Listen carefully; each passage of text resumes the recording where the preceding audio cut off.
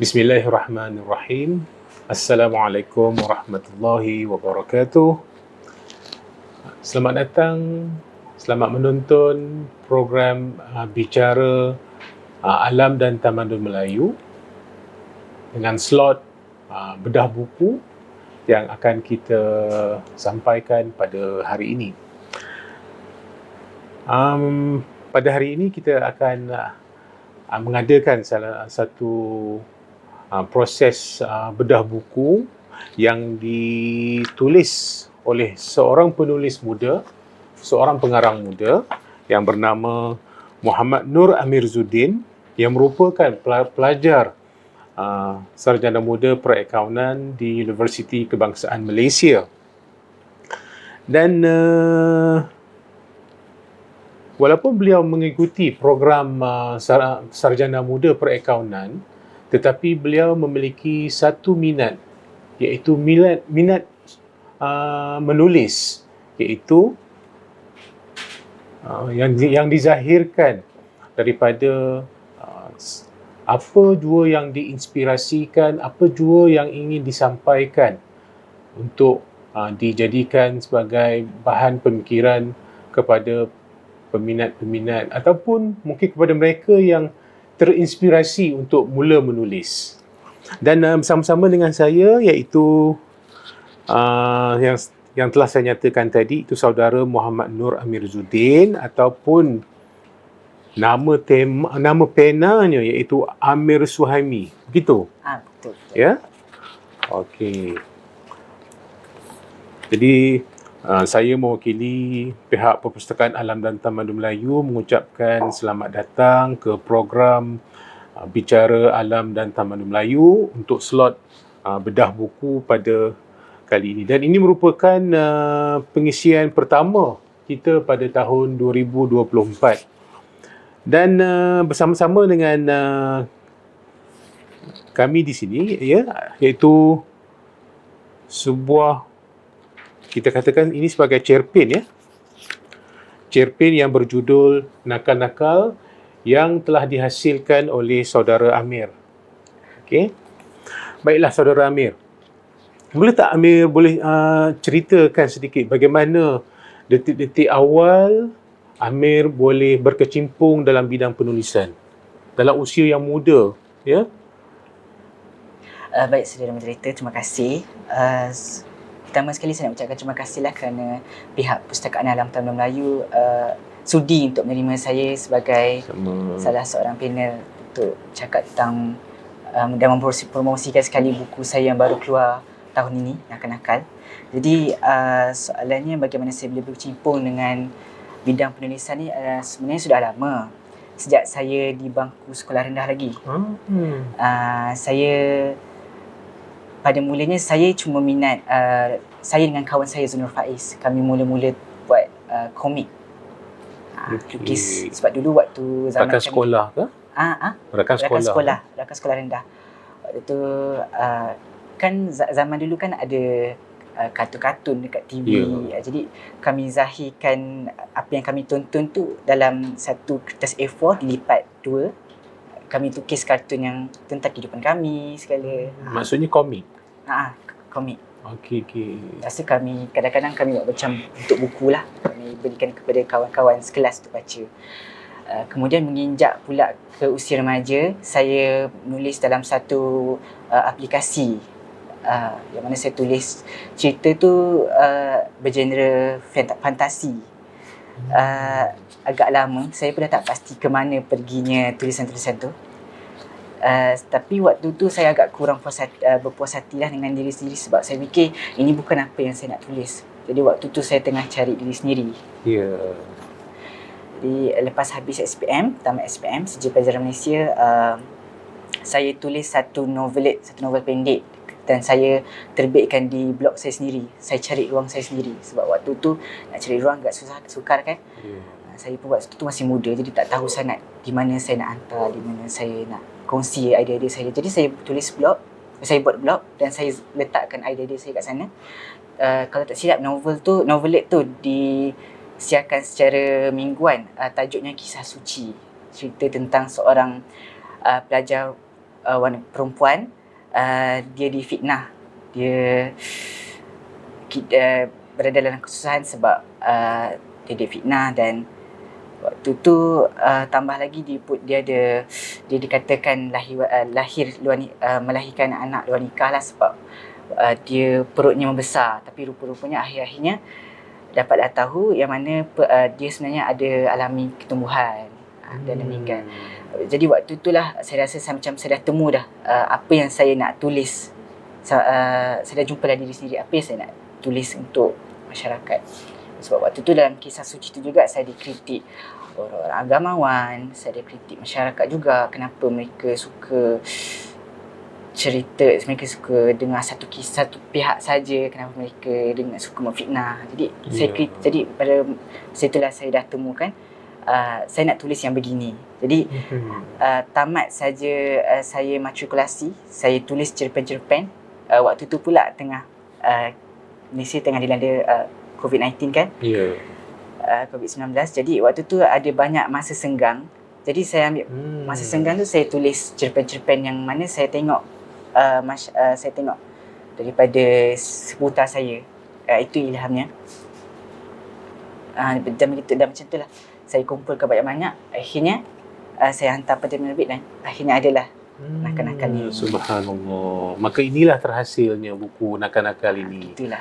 Maknanya ianya mengambil masa sekitar buku ni adalah hasil daripada penulisan saya dari masa 2019 hinggalah ke tahun 2023. Maknanya sekitar 4 tahun lah kan? Saya kumpul-kumpulkan dan saya pilih yang mana yang sesuai dan saya hantar kepada buku liar. Jadi bermakna genre dan juga ataupun tema cerpen-cerpen ini adalah berdasarkan bukanlah semata-mata berdasarkan imajinasi semata-mata, tetapi juga merangkumi kisah-kisah sebenar, ya begitu. Betul. Kisah, sebab biasanya seorang penulis dia akan menulis berdasarkan apa yang dilihat, apa yang dibaca, apa yang persekitaran. Okey. Sesuatu yang amat teruja sebenarnya. Ya, syabas diucapkan kepada saudara Amir ya, sehingga terhasilnya sebuah buku cerpen yang berjudul Nakal-Nakal. Baiklah, sebelum kita pergi dengan lebih lanjut lagi, boleh tak saudara Amir ceritakan sedikit tentang kumpulan cerpen yang terkandung di dalam buku Nakal-Nakal ni? Okey, baik.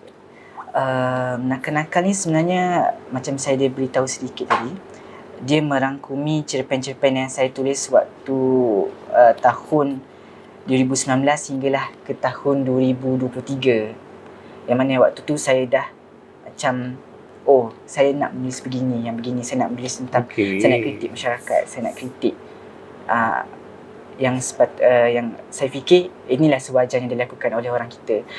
Jadi saya tulis banyak-banyak. Sebenarnya ada banyak lagi yang saya tulis dan ada yang tersiar, ada yang saya letak dalam blog sendiri. Kemudian saya pilih mana yang sesuai. Dalamnya ada blog buku ni kata ada 12, tapi sebenarnya saya letak 13. Okey. Satu cerpen bonus. Ada 13 cerpen. Yang mana daripada awalnya 2019 hinggalah ke tahun 2003.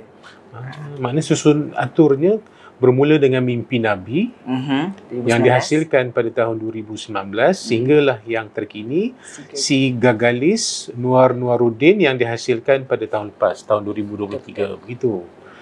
Okey. Jadi setiap cerpen berikut, cerpen yang terkandung di dalam buku ini, maknanya ianya mewakili kisah-kisah yang tersendiri. Benar. Ya. Dan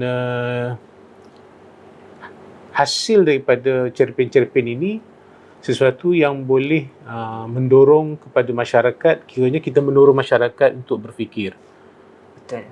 Apakah itu matlamat ataupun itu sasaran saudara Amir. Maksudnya bila menghasilkan sesuatu bahan penulisan begini, dalam masa yang sama Amir juga berhasrat agar pembaca juga terinspirasi dengan bukan sekadar konten yang ada, isi kandungan yang ada, bahkan juga untuk mereka berfikir tentang kehidupan.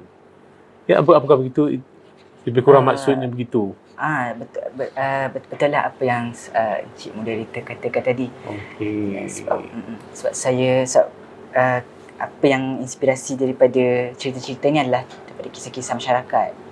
Jadi sebagai orang yang remaja yang nak Ya. ni kan, jadi saya melihat kenapa masyarakat kita begini, kenapa mereka buat macam ni, kenapa mereka tak melakukan macam ni. Jadi saya zahirkan rasa itu dalam cerpen-cerpen ni.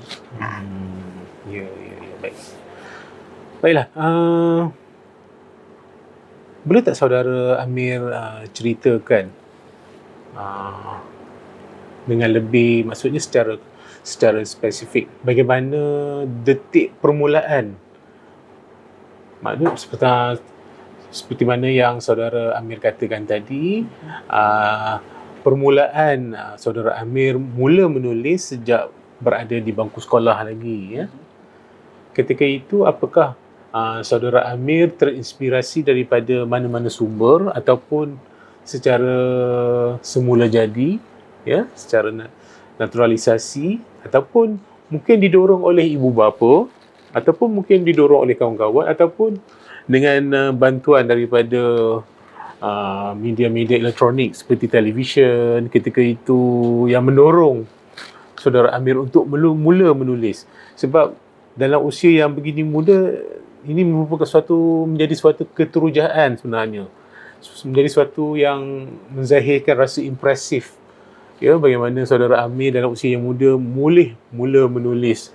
Kalau kita lihat pada masa sekarang ini, penulis-penulis yang tersohor, ya, bagaimana jadi mungkin kita harus bersikap positif sebenarnya, walaupun saudara Amir masih muda, tapi terjun dalam bidang penulisan, terpaksa bersaing dengan penulis-penulis yang tersohor, yang sudah ada nama, ya. Jadi sebenarnya daripada satu segi itu kita melihat saudara Amir ni dalam usia yang muda sudah ada passion ataupun minat yang mendalam dalam bidang penulisan. Okey, jadi boleh tak saudara Amir ceritakan detik-detik yang sebenarnya, apa sebenarnya yang menjadi sumber inspirasi pada asalnya? Sebab kalau kita lihat, bila berada di bangku sekolah, ketika itu dari segi kematangan itu masih lagi tidak, ya, maksudnya tidak matang sepenuhnya, ya. Jadi ya, menjadi satu keterujaan sebenarnya.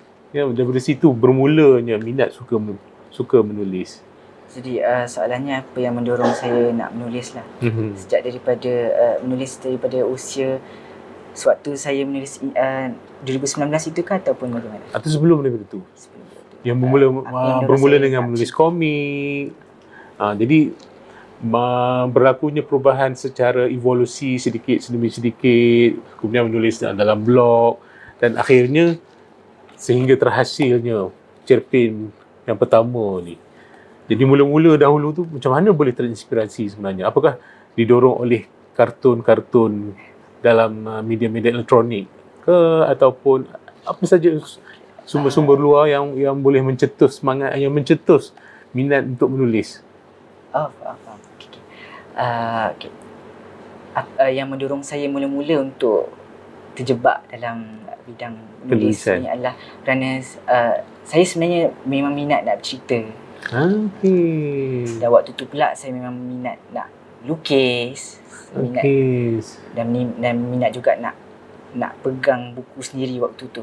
Subhanallah. Disebabkan waktu tu pula saya ada seorang kawan yang saya sebutkan tadi, Zainal Faiz tu. Ya.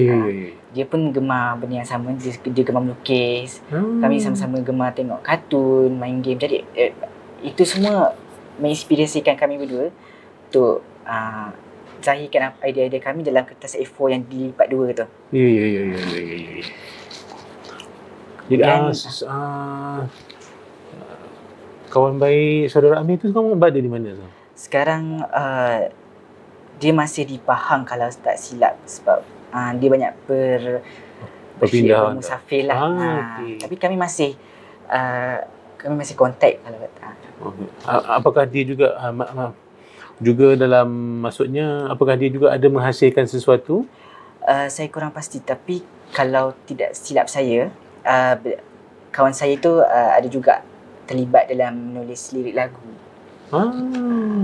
Maksudnya menulis lirik lagu untuk Kumpulan penyanyi untuk yang indie lah. kumpulan-kumpulan indie. Baik. Di waktu yang sama tu lah rakan-rakan sekelas pun suka baca. Itu yang menyebabkan saya macam gairah nak menulis tu makin meningkat. Maksudnya dalam masa yang sama juga penulisan ataupun maksudnya penulisan yang dibuat itu juga dilakukan sebagai tujuan untuk menghebahkan perkembangan terkini kepada rakan-rakan. Sekadar untuk menghibur. Okey. Baik. Jadi waktu tu saya buat tanpa pengetahuan ibu bapa saya. Tanpa pengetahuan guru-guru. Cuma yang guru-guru saya tahu sewaktu saya masuk ke sekolah menengah. Sebab apa yang saya buat tu dia kekal sehingga saya masuk sekolah menengah. Pada waktu tu saya buat sendirilah sebab Zunul Faiz kalau tidak silap saya dia bertukar ke kelas lain. Baik. Okey, menyentuh tentang cerpen-cerpen yang ada di dalam buku Nakal-Nakal ini, ada tak salah satu dalam cerpen yang terkandung di dalam buku ini menyentuh tentang sesuatu pengalaman yang saudara Amir tidak pernah lupakan ataupun sesuatu yang meninggalkan kesan yang mendalam kepada kehidupan peribadi Amir? Ada tak dalam? Sebenarnya banyak saja peristiwa-peristiwa yang ataupun secebis peristiwa yang menyebabkan yang kekal dalam dan saya zahirkan dalam cerpen-cerpen saya ni. Okey, antaranya yang agak meninggalkan kesan tu ada tak dalam kandungan buku cerpen Nakal-Nakal ni? Yang agak meninggalkan kesan kepada saya adalah salah satu cerpen dalam ni, Sejahtera Maria. Sejahtera Maria. Yang ni saya hantar kepada satu pertandingan menulis cerpen di UPSI. Saya wakili KM. Tempat pertama. Alhamdulillah, tahniah. Itu juga saya pun ada juga terlibat dalam pertandingan tulis cerpen Jawi. Anjuran mana saya tak silap. Saya lupa. Tapi dapat tempat ketiga. Saya ceritakan tentang seorang pensyarah, seorang fellow penyelidik di ATMA. Dia di bawahnya ada seorang pelajar PhD dari Jerman. Dan mereka bercadang nak buat satu aplikasi untuk belajar bahasa Melayu. Dan seorang fellow tu pula seorang pecinta bahasa. Saya pun dah ingat lupalah cerpen tu sebab dah lama kan. Tapi dalam Sejahtera Maria ni yang meninggalkan kesan kepada saya sebab ianya inspirasinya datang daripada Mona Fendi. Kisah Mona Fendi. Sebab Mona Fendi ni agak terkenal juga kisahnya kan. Kisah katanya menetak seorang YB, seorang ahli politik. Tapi saya ada dengar satu pihak mengatakan begitu. Saya dengar juga cerita pada satu pihak yang mengatakan Mona Fendi ni tak bersalah pun. Dia cuma terlibat saja dalam aktiviti tersebut. Jadi saya zahirkan dalam ni. Dan saya rasa benda tu mengesankan sebab akhirnya saya macam sedar kita tak sepatutnya dengar daripada satu pihak saja. Kita sepatutnya dengar daripada satu pihak lain. Dan kita tak wajar terima apa yang orang satu pihak tu kata. Itulah saja yang benar. Tak, kita wajar nak cari satu pandangan lain dan kemudian kita cerna, kemudian kita kata kita buat keputusan sendiri. Yang ni saya rasa macam ni. Maksudnya dalam kita mengharungi kehidupan, memang sewajarnya kita perlu bersikap positif sebenarnya. Ataupun dalam penggunaan istilah yang tepat iaitu husnuzon. Kita bersangka baik sebenarnya. Sebab apabila kita bersangka baik, sebenarnya pulangannya nanti juga adalah berupa sangkaan yang baik oleh orang lain. Benar. Dalam kita mengharungi kehidupan, sudah pastinya itu yang harus kita jadikan sebagai suatu sebagai suatu pegangan utama sebenarnya. Ya. Maksudnya dalam apa jua pergaulan ataupun dalam hubungan sosial, hubungan kemanusiaan, prasangka yang hasanah, yang positif itu akan kelak memberikan kebaikan kepada kita semula. Ya, itu satu pengalaman yang menarik yang dinyatakan oleh saudara Amir. Dan ada satu judul di dalam buku ini, iaitu tentang mimpi Nabi. Ya, ini agak ini adalah kerana mimpi Nabi bukan mudah untuk bila dinyatakan mimpi Nabi ini, maksudnya hanya individu-individu yang tertentu. Dan kalau seseorang hamba Allah itu mengalami mimpi, selalunya ataupun bukan selalunya, memang hanya untuk dirinya sahaja, tidak disampaikan kepada orang lain pengalaman bermimpi tentang Nabi. Jadi apakah maksud di sebalik mimpi Nabi ini? Mimpi Nabi ni sebenarnya cerpen yang terinspirasi daripada satu kisah benar yang pernah berlaku dalam negara kita sebelum ni. Mana seorang ceramah agama mengatakan beliau berminat, beliau berdoa satu malam nak bertemu dengan seorang Nabi. Dalam Nabi-Nabi ramai tu kan kita ada daripada Nabi Adam hingga Nabi Muhammad, kan ada banyak Nabi kan. Jadi maksud bukanlah bermaksud berhajat untuk berjumpa dengan Rasulullah. Bukan. Tidak. Penceramah agama tu mengatakan, ya Allah, saya nak bertemu dengan seorang Nabi ni. Yang antara yang paling ramai tu nak jumpa salah satu je. Yang peristiwa yang itu. Kemudian waktu saya terinspirasi daripada itu, jadi saya tulislah mimpi Nabi, yang mana saya kaitkan juga dengan satu kisah daripada Sulalatul Salatin. Ya. Sebab saya dalam sejarah Kesultanan Melayu kan? Sulalatul Salatin. Sejarah Melayu. Sebab setelah ini sebenarnya saya tulis pada tahun 2019. Dan kemudian setelah saya masuk ke dalam UKM tahun 2 selepas COVID-19, kita semua pelajar baru boleh masuk ke dalam UKM kan. Jadi saya datang ke sini pertama kali, saya jumpa naskah sejarah Melayu. Jadi saya pun murnikan balik dengan mengambil satu petikan daripada sejarah Melayu itu sendiri. Yang mana seorang raja kecil besar, beliau bermimpi jumpa Nabi juga. Tapi beliau bermimpi jumpa Nabi Muhammad. Kemudian beliau bangun dan dapati kalamnya dah dipotong. Yang peristiwa itu yang menyebabkan saya macam menarik untuk saya masukkan dalam saya punya mimpi Nabi ni. Jadi disebabkan itulah saya macam apa kata kita gabungkan dua cerita ni dalam satu, jadikan satu cerita, supaya saya dapat macam kritik jugalah penceramah agama tu. Jadi maksudnya penceritaan yang terkandung di dalam cerpen yang berjudul Mimpi Nabi itu adalah berdasarkan daripada hasrat seorang agamawan yang berhajat untuk berjumpa, untuk berjumpa dengan salah seorang daripada Nabi-Nabi kita, begitu. Tapi tidak dinyatakanlah secara spesifik siapakah Nabi tersebut, tidak dinyatakan secara spesifik oleh agamawan tersebut. Tidak, tapi beliau mengatakan wajahnya bagaimana. Tapi saya rasa tak perlu kot nak ceritakan rancangan. Ya.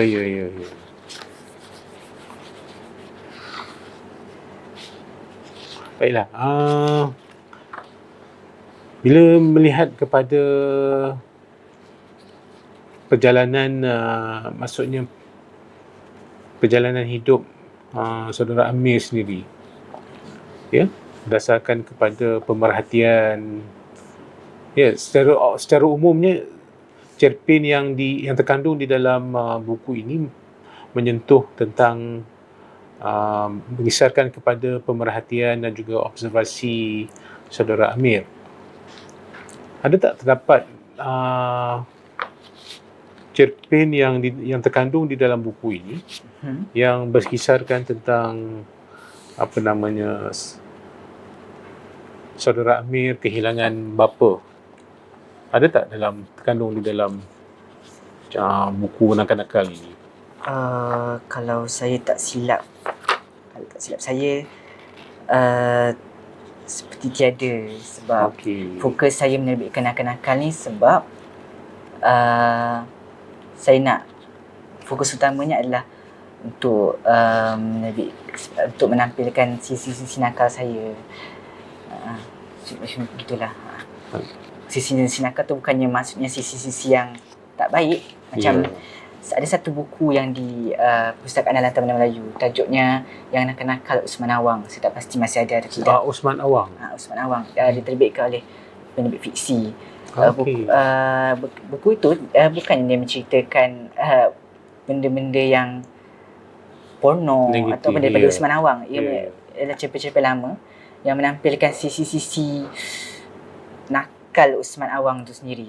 Contohnya beliau mengkritik politician, dia kritik masyarakat dalam buku nakal-nakal tu lah.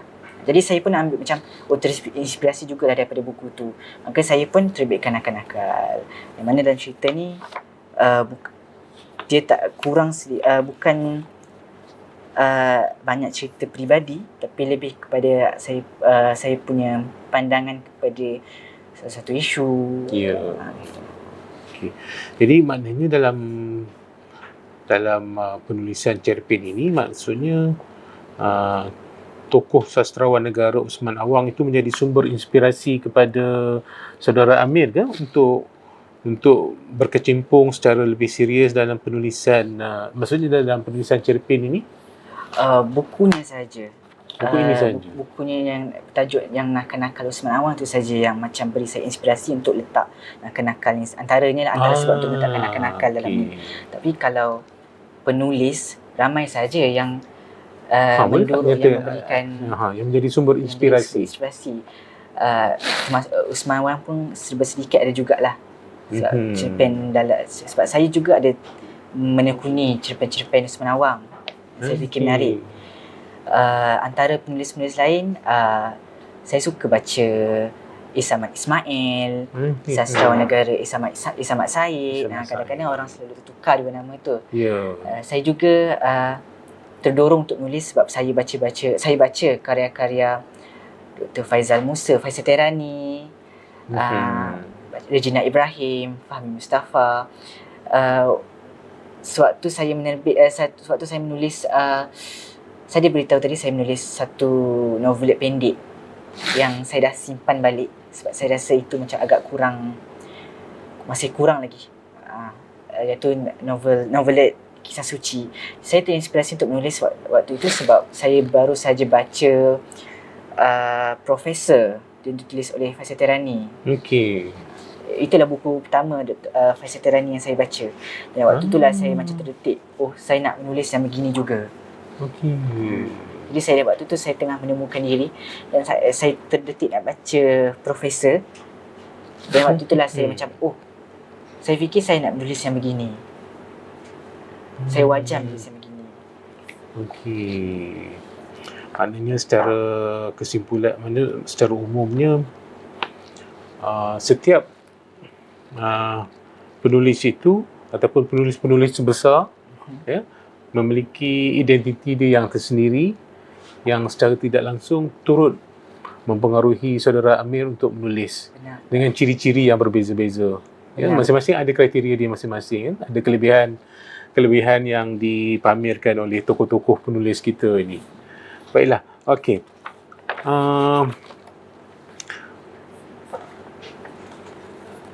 Pada pandangan saudara Amir, apakah sepatutnya ini, maksudnya bidang penulisan wajar dijadikan sebagai platform untuk kita menzahirkan pandangan atas segala apa yang terbuku di dalam hati berdasarkan kepada pemerhatian tentang perjalanan kehidupan dan juga daripada persekitaran kehidupan kita. Wajarkah ini dijadikan sebagai salah satu platform untuk kita menzahirkan rasa ketidakpuasan hati ataupun kita membuat suatu kesimpulan tentang sesuatu isu ataupun perkara-perkara yang berbangkit daripada apa yang kita lalui secara realiti bidang penulisan ini. Wajar ataupun maksudnya dijadikan sebagai wahana ataupun saluran ataupun sebagai platform untuk kita express rasa kemarahan kita, rasa kesedihan kita, rasa kekecewaan kita atau bagaimana? Saya rasa sangat wajar penulisan ini dijadikan salah satu wahana untuk kita berekspresi diri. Sebenarnya banyak jugalah cara-cara lain yang kita boleh guna untuk ekspresi diri kan. Selain menulis, saya juga melukis sebenarnya. Jadi saya pun salurkan juga saya punya emosi tu juga pada lukisan. Berbalik pada penulisan tadi, saya rasa wajar sebab dengan kalau ramai orang menulis, so kita dapat banyak lihat banyak pandangan yang bervariasi. Sebab manusia ni kan mereka pandang sesuatu tu tidak sama. Jadi bila ramai yang berkecimpung juga, tak semestinya menerbitkan buku, boleh mulakan juga dengan cari ruang sendiri, macam buat blog ataupun gunakan aplikasi-aplikasi yang tersedia yang sekarang ni kita boleh menulis dalam, contohnya macam Medium, macam ada pelbagai medium sekarang.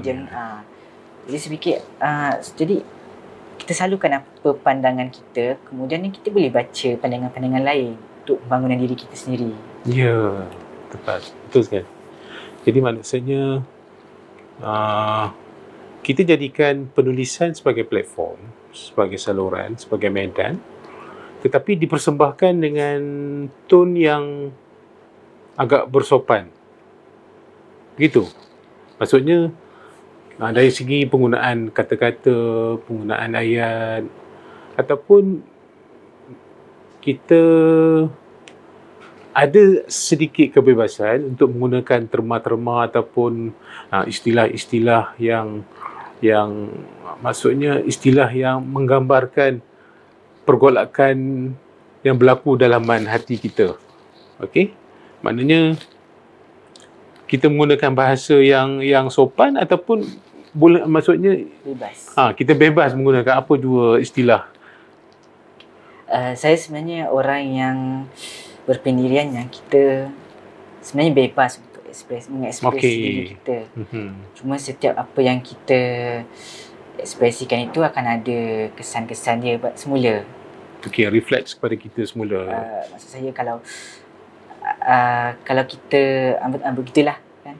Kalau maksud saya kalau kita bagaimana nak terangkan ya. Kita ada, kalau kita buat begini, kita akan dapat begini. Okey. Jadi kita sebab ramai juga yang pesan kepada saya, contohnya macam Dr. Faizal Terani, Abang Benz Ali, mereka kata okey, kalau awak tulis itu, maka awak kena terimalah apa kritik orang, apa yang akan berlaku dengan begitu. Jadi saya fikir okey, tak apalah kalau begitu, saya rasa saya bersedia untuk terima apa-apa bila saya menulis nakal-nakal ni. Okey. Jadi saya fikir semua orang wajar untuk lebih bebas untuk ekspresi apa yang mereka ingin katakan. Tak semestinya juga sopan tu pun satu ekspresi juga, tapi ikut pada mereka punya cara. Sebab setiap manusia ni caranya berbeza-beza. Itulah sebab kadang-kadang kita lihat, kadang bila bahasa penulisan itu bila nampak agak porno, secara tidak langsung itu memberikan gambaran tentang si penulis, tetapi pada hakikatnya itu datang daripada dalaman seseorang penulis yang ingin menzahirkan rasa kekecewaan ataupun rasa keterujaan ataupun rasa kesedihan, rasa susah hati ataupun apa juga perasaan yang terkandung oleh si penulis. Jadi dia menjadikan penulisan ini sebagai medan untuk dia menzahirkan semua itu. Jadi mungkin kadang-kadang betul kita kaitkan dengan persepsi manusia tadi, bila mana dia melihat sesuatu itu dengan sudut pandang yang positif, maka positiflah tentang diri seseorang penulis itu. Sepatutnya begitulah. Ya, tetapi kadang-kadang bila penulis itu menggunakan ayat yang porno, kadang-kadang mungkin pembaca akan berkata, oh, apa jenis penulis begini, gunakan bahasa yang lucah dan sebagainya. Tetapi sebenarnya itu menggambarkan apa yang terkandung daripada maksud apa yang terkandung di dalam maksud di dalam pemikiran dia, berdasarkan kepada pemerhatian dia kepada persekitaran kehidupan. Ya, begitu-begitu yang saudara Amir lalui. Maksudnya dalam nak menghasilkan cerpen ini, maknanya Amir zahirkan berdasarkan apa yang terkandung di dalam hati Amir, ya. Maknanya dengan harapan pembaca dapat membacanya, dapat menilai dan sesungguhnya membuat persepsi yang tepat tentang apa yang saudara Amir perhatikan dalam kehidupan manusia sekarang ni. Benar apa yang Cik Moderator kata tadi. Dan saya fikir, pandangan saya yang sesuatu yang kita tulis tu sebenarnya dia bukan saja menggambarkan seorang penulis tu bagaimana. Dalam satu-satu cerita tu juga kita dapat melihat, sebab saya fikir seorang penulis, dan sebuah karya tertentu tu adalah rakaman sosial sebuah masyarakat. Contohnya macam kalau kita teliti novel-novel lama macam novel Orang Kota Baru. Ya ke? S. Osman Kelantan kalau silap. S. Osman Kelantan. Orang Kota Baru. Dia merakam orang Kelantan dulu bagaimana. Contohnya macam kalau novel Salina tu dia merakam orang seputar watak utama tu bagaimana. Dia menggambarkan juga Ahmad Said tu macam mana orangnya. Jadi dalam buku ni saya menggambarkan juga, walaupun ada babak-babak yang kurang murni, tapi dia menggambarkan juga apa yang berlaku dalam masyarakat tu. Dia tak semestinya dia menggambarkan seorang penulis tu bagaimana. Saya fikir dia menggambarkan juga, dia merakam juga sosio budaya satu masyarakat tu. Ya, benar. Kadang-kadang ini berkaitan tentang pemikiran masyarakat kita juga, ya. Kadang-kadang ada masyarakat kita yang agak sensitif dengan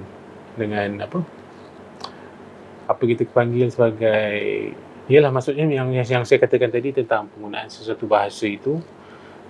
Jadi secara tidak langsung pembaca atau pendengar membuat satu persepsi, persepsi yang mungkin negatif kerana ia seolah-olah melanggar norma kehidupan sebagai masyarakat Melayu Islam. Ya, begitu. Kerana kita hidup dalam satu lingkungan yang maksudnya yang dibatasi oleh adat Melayu, oleh apa yang diajar oleh agama, keterbatasan. Jadi apabila sesuatu perkataan itu yang tidak sewajarnya digunakan, lantas itu memberikan persepsi yang buruk. Tetapi sebenarnya tidak, ya. Tidak itu yang sebenarnya. Kerana penulisan ini datang daripada apa yang kita telah lalui, kita menceritakan semula agar masyarakat sedar dan masyarakat cuba untuk memperbaiki kehidupan mereka. Ya, sepatutnya begitu sebenarnya. Bidang penulisan begini, ya. Dan sebenarnya dalam usia muda itulah menjadi suatu keterujaan sebenarnya. Dalam usia muda saudara Amir mampu untuk menghasilkan cerpen ataupun penulisan yang sebegini. Tapi ia mungkin akan melalui proses evolusi, ya, sedikit demi sedikit akan terhasilnya cerpen-cerpen yang lebih bernilai tinggi, yang mungkin ialah yang setaraf dengan apa yang dihasilkan oleh penulis-penulis tersohor kita pada masa sekarang ni. Saya fikir penulis tu juga seorang musafir. Ya, betul, tepat sekali. Tak semestinya berada di satu kawasan, berada di satu gaya tertentu, mereka akan juga pergi ke ideologi lain. Ya, benar. Dan lagipun saya menulis ni waktu yang sangat muda, waktu yang sedang nak besar. Itu yang menjadi satu keterujaan sebenarnya tu. Dalam menekuni buku Nakal-Nakal juga dapat lihat jugalah bagaimana saya daripada tahun 2019 hinggalah tahun 2003, bagaimana gaya menulisnya, apa yang ditulisnya. Yalah, cuma ada yalah, maksudnya dari segi itu ada satu yang agak menarik sebenarnya ya. Kita macam contohnya penggunaan ayat-ayat yang tertentu, macam contohnya sebagai menggambarkan pergolakan politik semasa. Namun kadang-kadang kita tidak nafikan, kita sebagai rakyat Malaysia pastinya ingin mengharapkan sesuatu yang baik untuk negara. Kita mengharapkan kemakmuran negara. Ya, dari segi ekonomi, dari segi hubungan sosial, dari segi pentadbiran. Memang sewajarnya begitulah. Kita sebagai rakyat Malaysia inginkan keharmonian. Lebih-lebih lagi negara yang makmur, yang membolehkan kita menjalani kehidupan tu dengan baik. Ya. Dan itulah ada, maksudnya dalam cerpen ini ada dinyatakan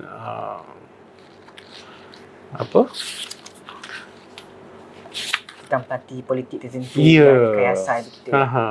Jadi pada pandangan saya, atau mungkin kita bersamaan, kita ingin menzahirkan rasa kekecewaan sebenarnya.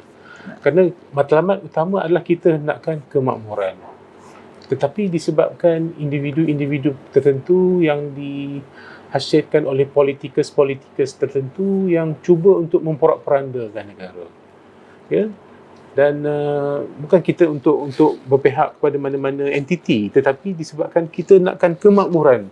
Setelah kita melalui beberapa siri ketidakstabilan politik, ketidakyakinan pelabur-pelabur asing yang ingin melabur di negara kita. Jadi melihat kepada senario yang sebegini, jadi sudah barang pastinya ada di kalangan rakyat yang berasa kecewa yang amat sangat, ya, kerana kita seolah menjadi mangsa percaturan politikus, ahli-ahli politik. Contohnya ni akan jatuh, ini akan jatuh, ini akan jatuh, ini akan jatuh. Jadi sampai bila senario ni akan berlaku? Jadi tidak mustahil saudara Amir sebagai golongan muda menzahirkan rasa kekecewaan tersebut di dalam buku nakal-nakal ini. Ya. Jadi mudah-mudahan ya, setiap kita mudah-mudahan, maksudnya kita mengharapkan sesuatu yang terbaik lah untuk negara kita, ya. Kemakmuran, dan semoga kita sentiasa dilindungi oleh Allah Subhanahu Wa Taala. Baiklah, ada satu lagi soalan yang ingin saya dapatkan pandangan daripada saudara Amir. Pada persepsi saudara Amir, apakah peranan perpustakaan yang boleh perpustakaan lakukan untuk dijadikan sebagai, ya mungkin ini sebagai salah satu platform program bicara yang sedemikian kita buat pada hari ini, sebagai salah satu usaha untuk daripada satu sudut pandang, saya melihat ini sebagai salah satu usaha untuk mempromosikan kewujudan perpustakaan itu sendiri sebenarnya. Sebab ini juga bersangkutan dengan polisi negara, dasar negara dahulu. Maksudnya untuk melahirkan masyarakat Malaysia, masyarakat pembaca. Ya, masyarakat pembaca. Jadi kombinasi di antara peranan perpustakaan sebagai pusat penyimpanan khazanah ilmu, dan dalam masa yang sama juga saudara Amir sebagai penulis, berjinak-jinak dalam bidang penulisan, dengan sasaran supaya hasil penulisan saudara Amir ini kelak akan menimbulkan inspirasi, akan memberikan inspirasi kepada mereka yang bukan menjadikan membaca ini sebagai minat. Ya. Jadi maksudnya usaha untuk menimbulkan rasa minat membaca di kalangan rakyat Malaysia yang bukan minat membaca. Jadi ini satu sebenarnya buku nakal-nakal ini juga sebenarnya memang benar, dia sebagai salah satu manifestasi kepada objek untuk menarik minat mereka yang tak suka membaca untuk membaca, sekaligus untuk menyokong hasrat negara untuk melahirkan masyarakat Malaysia, masyarakat pembaca. Kita nak jadi macam Jepun. Kita lihat masyarakat Jepun, ya. Walaupun di mana pun keadaan, walaupun di mana pun mereka berada, kita lihat mereka menjadikan budaya membaca itu sebagai satu hobi, sebagai satu minat. Jadi ini sebenarnya pada pandangan saya ini satu permulaan yang cukup baik sebenarnya. Ya, ditambah pula peranan perpustakaan dalam berusaha untuk mempromosikan entiti perpustakaan itu sebagai pusat penyimpanan khazanah ilmu dan cuba untuk menarik orang luar ataupun mereka yang maksudnya ialah untuk datang ke perpustakaan untuk mula membaca. Okey, selain daripada tu, apakah ini bersamaan dengan pandangan saudara Amir? Maksudnya kenapa menjadikan perpustakaan ini sebagai platform untuk maksudnya untuk kita eksplorasi, untuk kita ketengahkan idea-idea yang saudara Amir hasilkan dalam buku ni. Kenapa menjadikan perpustakaan ini sebagai salah satu platform? Apakah ini memang bersamaan apa yang saya katakan tadi? Untuk mempromosikan buku ni. Betul. Setuju, saya betul benar apa yang Cik Moderator katakan tadi. Sebab saya lihat perpustakaan ni bukan sahaja tempat menyimpan khazanah. Dia tempat macam apa yang pernah dituliskan oleh Syed Hussein Alatas, perpustakaan ni adalah tempat menjana ilmu-ilmu baru, pandangan-pandangan baru, gagasan-gagasan baru. Contohnya macam saya tak akan dapat menulis nakal-nakal ni kalau tak ada sumber perpustakaan rujukan alam Taman Melayu. Kalau tak ada sumber-sumber daripada perpustakaan alam Taman Melayu, beberapa cerpen dalam ni tak akan terhasil kalau saya tak meneliti naskah-naskah sejarah Melayu daripada daripada Patma, naskah Undang-Undang Melaka yang kalau saya nak dapatkan pun harganya agak tepat sekali, betul. Jadi dalam mereka menyimpan khazanah tu, perpustakaan juga berfungsi sebagai tempat nak melahirkan gagasan-gagasan baru. Macam Karl Marx sendiri, beliau, menurut Syed Hussein Alatas, beliau dapat beliau dapat menulis Das Kapitalnya bila beliau menekuni buku-buku di British Library. Jadi saya ambil pandangan begitu, saya ambil ilham begitu untuk tekuni buku-buku di Atma untuk hasilkan nakal-nakal pula. Mungkin selepas ni ada karya-karya baru yang mungkin akan lahir sebabkan saya menekuni buku-buku di sini. Okey. Bila menyebut sumber-sumber rujukan yang ada di Perpustakaan Alam dan Tamadun Melayu, boleh tak saudara Amir ceritakan antara sumber-sumber tersebut? Selain daripada buku Sulalatus Salatin, ada tak buku-buku lain yang buku-buku lain selain pada Sulalatus Salatin, saya banyak tekuni yang saya cakap tadi, naskah Undang-Undang Melaka. Naskah Undang-Undang Melaka, okey. Yang mana dalam cerpen dalam beberapa petikan tu saya letak dalam cerpen Gonggong Kir Johar, yang mana saya memberikan pandangan saya, mengatakan kenapa orang kita gemar nak mengangkat Kesultanan Melaka, kenapa tak mengangkat juga yang di belakang-belakang tu. Sedangkan dalam Kesultanan Melayu Melaka ni kita lihat bukan nak kritik terlebih, tapi mereka angkat sebab mereka kata disebabkan kita mengamalkan undang-undang Islam. Tapi bila saya lihat dalam ni pandangan saya yang bukan pelajar sastra kan, jadi bila saya lihat beberapa undang-undang dalam naskah tu, saya rasa macam agak betapa macam ada ketidakadilan di situ. Contohnya ada perkataan yang hanya boleh digunakan oleh sultan, macam ada pakaian tertentu yang boleh dipakai oleh kerabat, macam ada undang-undang tertentu, hukuman-hukuman tertentu hanya berpihak kepada yang berat-berat saja akan dikenakan kepada orang bawahan, orang kerabat-kerabat tak perlu kena, begitu. Jadi naskah-naskah lain juga yang saya telitikan ada macam contoh tulisan Dr. Faisal sendiri di jurnal-jurnal, ada jurnal-jurnal Sufara di atas sana. Ada novel-novel yang mana saya tak dapat menulis kalau tak ada kalau tak teliti gaya-gaya bahasa daripada penulis-penulis yang mana novel-novel mereka ada di Atma tu. Menarik. Okey. Jadi ni mana dalam arti kata yang lain memang banyaklah sumber-sumber rujukan yang terdapat di Perpustakaan Alam Tamadun Melayu yang telah mencetuskan minat Saudara Amir untuk Menghasilkan merealisasikan penghasilan nakal-nakal. nakal-nakal ini, ya. Dan barangkali mungkin nanti selepas ini nanti ada tulisan-tulisan lain. Ya. Sebab saya tak nulis ini saja. Saya juga terlibat dalam menulis esei. Sebab sekarang ni saya tengah cuba untuk tulis esei tentang pandangan saya tentang, macam saya cakap tadi, tentang Undang-Undang Melaka, tentang isu-isu semasa. Yang mana saya merujuk juga bahan-bahan di Perpustakaan Alam Tahun Melayu. Ya, menarik. Yang mana artikel-artikel tu boleh ditelitikan di laman Sawang Kawah Buku, satu NGO juga, Lestari Hikmah. Jadi, okey. Bila menyebut tentang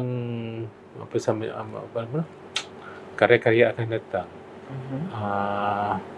apakah telah ada dalam pemikiran saudara Amir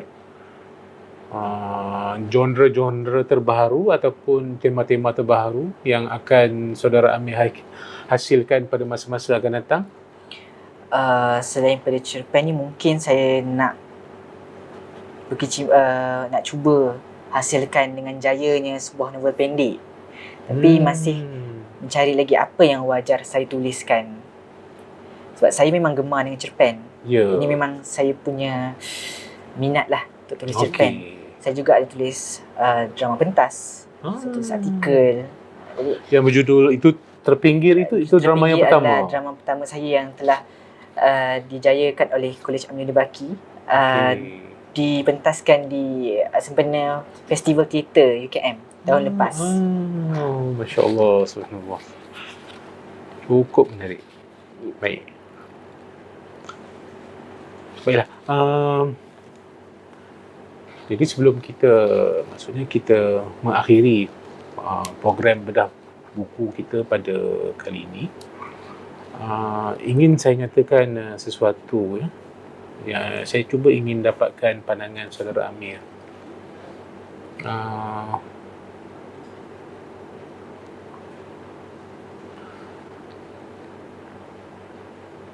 Masyarakat harus kita terlibatkan dalam, maksudnya masyarakat sewajarnya harus kita libatkan dalam walaupun mereka tidak ada minat membaca, tetapi sebenarnya kita cuba untuk mendidik masyarakat supaya berfikir dengan cara yang lebih positif, ya, melalui hasil penulisan. Sebab kita lihat pada masa sekarang masyarakat agak cenderung untuk menzahirkan sesuatu pandangan itu lebih-lebih lagi dengan bantuan daripada daripada media-media sosial yang kita boleh dapati pada hari ini, seperti Facebook, terutamanya Facebook lah. Kita lihat kadang-kadang masyarakat menzahirkan perkataan-perkataan, sebenarnya maksudnya masyarakat sendiri pun menzahirkan kata-kata yang tidak sopan, bukan kurang sopan lagi, malah tidak sopan, ya. Kita lihat. Jadi sebenarnya ini satu yang cukup mendukacitakan, ya. Sewajarnya dengan kemajuan teknologi, masyarakat seharusnya menjadikan media-media sosial ini untuk menzahirkan sesuatu pandangan yang membina, sesuatu pandangan yang positif. Tetapi namun kita tidak nafikan kerana itu menyentuh tentang syahsiah manusia, ya, akhlak manusia yang mana itu adalah di luar kawalan kita, ya.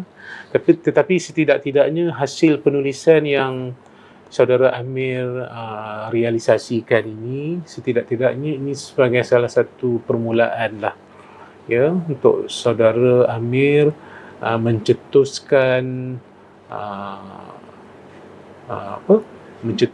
sesuatu titik permulaan untuk masyarakat berfikir, kenapa jadi begini, ya. Tidaklah semata-mata hanya masyarakat, selalunya secara umumnya masyarakat yang menuturkan atau yang menitipkan perkataan-perkataan yang tidak sopan di dalam media-media sosial, selalunya secara zahirnya, secara umumnya mereka ini tidak berpendidikan tinggi sebenarnya, ya. Mereka ini tidak berpendidikan tinggi. Lantas itu telah mendorong mereka untuk menitip perkataan-perkataan yang tidak baik sebagai menzahirkan itu adalah hasil cetusan yang ada dalaman mereka melihat kepada persekitaran. Mereka rasa tidak puas hati dengan persekitaran. Lantas mereka menitipkan perkataan yang tidak baik dalam media-media sosial. Tapi saudara Amir telah menggunakan satu pendekatan yang berbeza, menggunakan media cetak, ya, untuk melahirkan sesuatu pandangan supaya masyarakat itu berfikir. Ini mungkin tidak kesemua ahli masyarakat akan berfikiran sedemikian. Memang kita tidak nafikan. Tapi ini sekurang-kurangnya sebagai satu permulaan lah, ya, kepada saudara Amir untuk lebih maju ke hadapan. Dan semoga cerpen yang dihasilkan ini mampu memberikan inspirasi kepada mereka yang mula untuk berjinak untuk membaca, ya. Sekaligus mudah-mudahan ini menjadi sedikit sebanyak dapat membantulah negara dalam untuk menjayakan hasrat melahirkan masyarakat Malaysia, masyarakat yang membaca, ya, masyarakat membaca. Itu yang sepatutnya kita fikirkan. Jadi sebelum kita berakhir, ada tak sedikit sepatah dua kata yang ingin saudara Amir sampaikan untuk sidang penuntun kita? Saya kata-kata akhir, dapatkan buku ni. Ya, sudah pasti. Ya. Pasti di penerbitan buku Lia dan sebuah imprint bawah buku Adubuk lah. Boleh saya juga dapatkan buku ni sebab saya punya agenda menulis buku ni bukan untuk menyesatkan umat, tapi lebih kepada macam Cik Moderator tadi kata untuk masyarakat berfikir. Ya. Yang buang yang tak ada baik tu ambil yang baik. Ya. Saya juga ingin macam mana, ingin ambil kesempatan untuk mengajak orang ramai supaya kita mengimarahkan perpustakaan. Sebab saya lagi suka berada di Selangor ni sebab kita ada banyak perpustakaan. Yang dibangi pun baru sudah siap perpustakaan awam. Perpustakaan awam ni dibangi kan sudah siap dibina, bukan dibina, ditambah baik. Ditambah baik. Ya. Dan di Atma sendiri pun kita ada perpustakaan yang mana semua orang boleh masuk kan, Cik Moderator?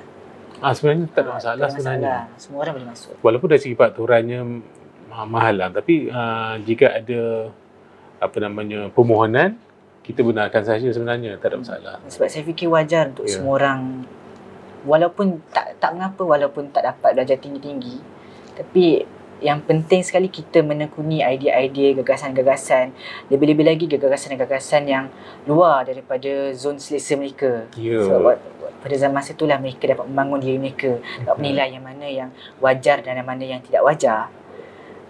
Jadi dengan menekuni banyak-banyak buku yang ada di Patma, saya fikir mungkin boleh jadikan kita ni masyarakat yang lebih baik daripada yang sebelum-sebelum ni. Mudah-mudahan. Semoga segala usaha kita itu Allah akan permudahkan. Seperti mana yang Syed Usi Alatas sendiri pernah kata kan, Profesor Syed Usi Alatas pernah kata, perpustakaan tu ada kaitan dengan perkembangan tamadun. Baiklah. Okey, sebelum daripada itu, ada tak pautan ataupun blog ataupun yang boleh diikuti oleh saudara sidang penonton kita? Untuk mengikuti perkembangan saudara Amir selepas ini. Kalau hendak lihat saya punya perkembangan, tak semestinya bidang penulisan, saya juga ada, macam saya kata tadi, saya ada melukis. Saya ada tulis artikel. Boleh pergi ke saya punya Instagram, Amir Suhaimi. Amir Suhaimi. Sama seperti nama yang ditulis di sini, cuma dia eja rapat. Dan juga saya juga ada Facebook. Saya suka main Facebook sebenarnya. Amir Zuddin Suhaimi. Amir Zuddin Suhaimi. Itu guna nama sebenar saya lah. Suhaimi itu nama Arwah ayah. arwah ayah. Okey. Dan untuk dapatkan buku ni juga boleh ikuti buku kuliah Instagram, kami juga ada Facebook dan juga X, bukan X, Twitter, dulu dipanggil Twitter. Okey. Jadi untuk apa-apa update tentang buku-buku yang akan datang yang lebih menggugah barangkali, boleh ikuti mereka. Sebab penerbitan buku kuliah ni mereka untuk menarik minat orang baca, mereka hasilkan buku-buku yang berat tapi nipis. Okey. Jadi bolehlah habiskan dalam masa yang agak pendek. Ya. Jadi bila orang yang tak suka membaca tu dapat habiskan Ya, buku benar. dalam jangka masa pendek, jadi mereka dapatlah minat untuk membaca. Ya, melihat kepada keadaan fizikal buku ini pun rasanya pasti akan memudahkan mereka menghabiskan dalam masa yang pendek kan. ya benar. Okey. Baiklah sidang penonton sekalian, nampaknya kita telah hampir kepada penghujung. Semoga segala usaha yang telah dilaksanakan oleh pihak perpustakaan ini akan menemui suatu keberhasilannya. Dan dalam pada itu, pihak Perpustakaan Alam dan Tamadun Melayu mengucapkan jutaan terima kasih kepada Saudara Amir yang telah sudi menjadikan perpustakaan sebagai platform untuk menghebahkan hasil penulisan beliau. Ya, semoga segala usaha beliau selepas ini akan dipermudahkan dan sama-samalah kita nantikan hasil karya beliau yang seterusnya, ya. Okay, semoga segala usaha yang telah yang diusahakan oleh Saudara Amir ini dipermudahkan oleh Allah Subhanahu Taala. Baiklah, itu sahaja daripada kami di Perpustakaan Alam dan Tamadun Melayu. Semoga kita akan berjumpa lagi di dalam sesi-sesi yang lain pada masa-masa yang akan datang. Maka itu sahaja daripada kami. Sekian, wabillahi taufiq wal hidayah. Wassalamualaikum warahmatullahi wabarakatuh.